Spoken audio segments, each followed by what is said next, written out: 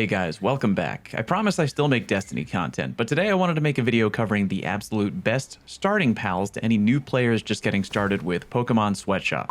To any new players getting started with Palworld is what I said. This might not be the most important one on the list, but in terms of starting pals you can find early on, my first recommendation is going to be Cativa, or Cativa, or however the hell the damn thing is pronounced. Cativa is a pal I still routinely use in my current base. It can do a few things including handiwork, aka help you build stuff, transporting, aka help you move stuff, gathering, aka help you collect crops created by farming, and mining, which will come in handy when you eventually create a stone pit in your base. As I'm going to recommend with every pal on today's list, you should try catching a bunch of Cativa right off the bat with the goal of getting one with a good passive skill. Artisan is IMO the best possible early game skill you can get, but look for any skill that can improve Cativa's work speed. Cativas are usually very easy to find. There should be a bunch of them outside where you spawn into the game on the Plateau of Beginnings. Next up, I'm going to hard recommend Liftmonk or Tansy, whichever you come across in the wild first. You can even get both if you find both. Liftmonk and Tansy both have a lot of good early game work skills, including planting and gathering. When you're finally able to craft a berry plantation at your base, Liftmonk or Tansy will be able to both plant seeds in the plantation and also harvest the berries when they've finished growing. Essentially, they're a key part early on in allowing you to create an infinite food farm at home. Combat-wise, both are also pretty good as they can actually wield real weapons. Between the two, I'd recommend Liftmonk a little bit more because you can access Liftmonk's submachine gun attack at level 11, whereas Tansy's rifle unlocks at level 12. Liftmonk can be found around and on the path to the Rain Syndicate Tower around this general area. Tansy can sometimes be found in the same area and can also sometimes be found north of the grassy Behemoth Hills on the other side of the water around here. Next up, we have Pengullet. While Pengullet does have both handiwork and transporting, the real pull here is the watering ability, which is the final piece of the puzzle in terms of setting up an early infinite food farm. As mentioned before, Tansy and Liftmonk can both plant seeds and grow. The middle step, needing to water your berry plantation, can be handled by Pengullet. Thwack is an alternate early game watering pal, but in my playtime I found Pengullet seems to be more commonly found. Pengullet or Thwack's watering ability can also help you turn stone into pallium fragments via the crusher structure. Literally just put stone in, have a pal use their watering feature, and boom, free pallium fragments, which you can then use to make pal spheres.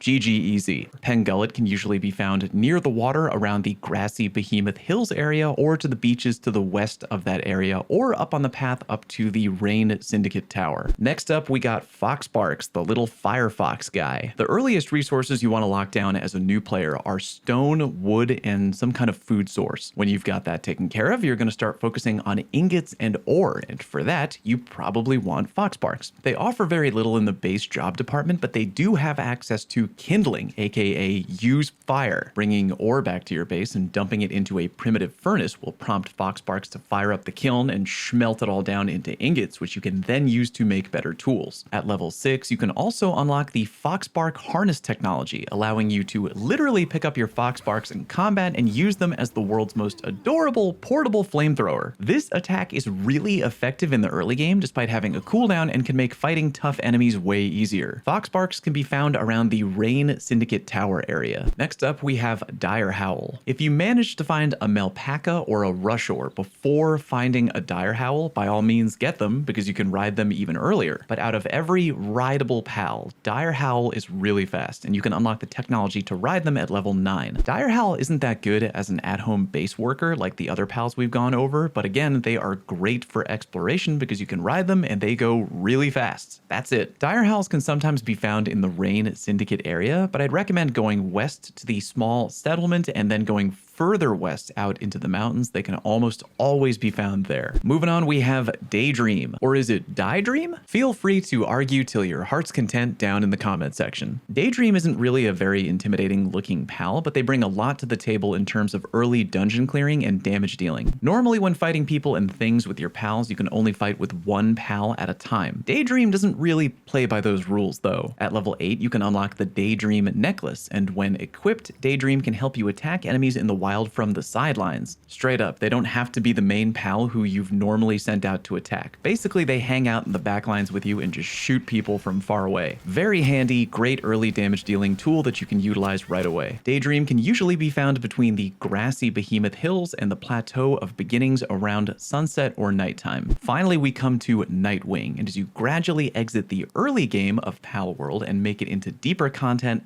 Nightwing will probably be your escort. Try to use the bow and arrow to bring flying Nightwings down to the ground where you can beat and then catch them. At level 15, you can unlock the Nightwing saddle tech, allowing you to straight up mount and fly Nightwing around the world. Now you can really explore far and wide in spectacular visual fashion. Nightwing can be found flying around the plateau of New Beginnings in the early game. Go ahead and check out my other video, 13 critical Palworld tips if you're new to the game. Thanks for watching.